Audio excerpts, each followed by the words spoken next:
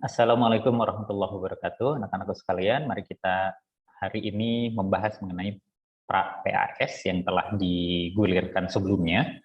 Kita akan bahas dari soal nomor 1 mengenai konsentrasi ya, dan juga sifat koligatif larutan. Kita lihat di sini ada beberapa poin penting yang harus kita perhatikan di dalam setiap soal.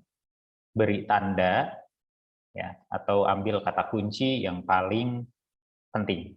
Pertama, ini adalah larutan glukosa. Kenapa ini penting? Karena ini akan menunjukkan nilai faktor Van Hoff. Ya. Larutan glukosa adalah suatu zat non-elektrolit, sehingga nilai I atau faktor Van Hoff-nya adalah 1. Kemudian titik bekunya adalah 1,86 derajat Celcius di bawah titik beku air. Nah, di sini walaupun menggunakan titik, ini maksudnya adalah desimal, ya, 2 angka desimal. Kenapa menggunakan titik? Karena di kanvas kita menggunakan sistem angka dalam bahasa Inggris.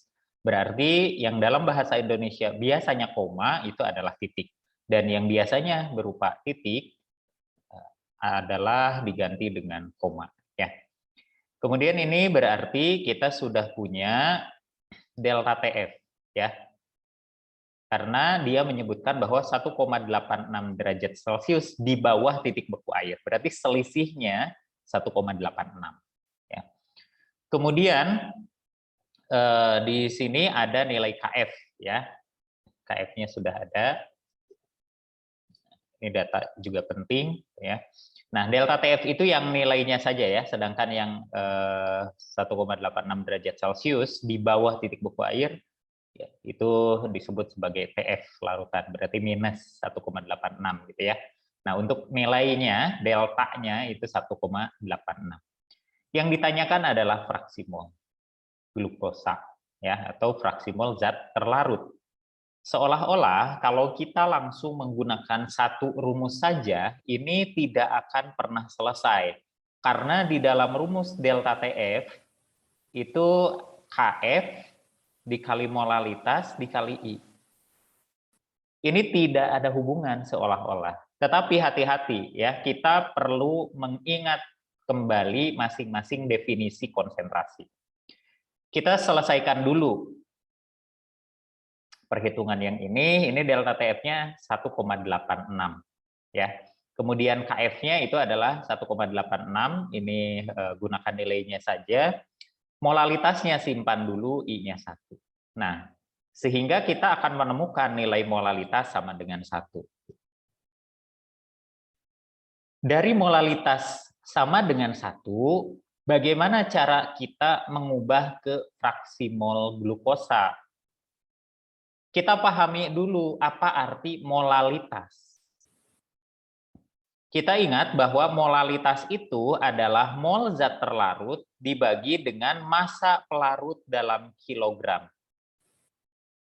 Sedangkan mol zat terlarut itu dalam mol ya satuannya. Kita lihat di sini, kalau kita memiliki nilai molal sama dengan 1, artinya bisa jadi 1 mol zat terlarut dibagi 1 kilogram pelarut. Atau 2 mol zat terlarut dalam 2 kilogram pelarut. Itu tidak masalah, silakan saya gunakan.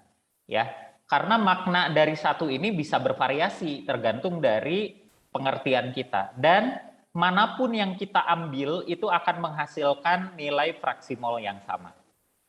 Jadi mau ini 1/1, 2/2, 3/3 ya, itu akan menghasilkan nilai fraksi yang sama.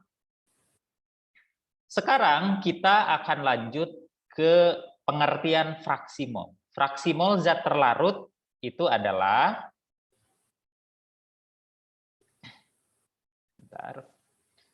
mol zat terlarut dibagi mol zat terlarut ditambah mol pelarut.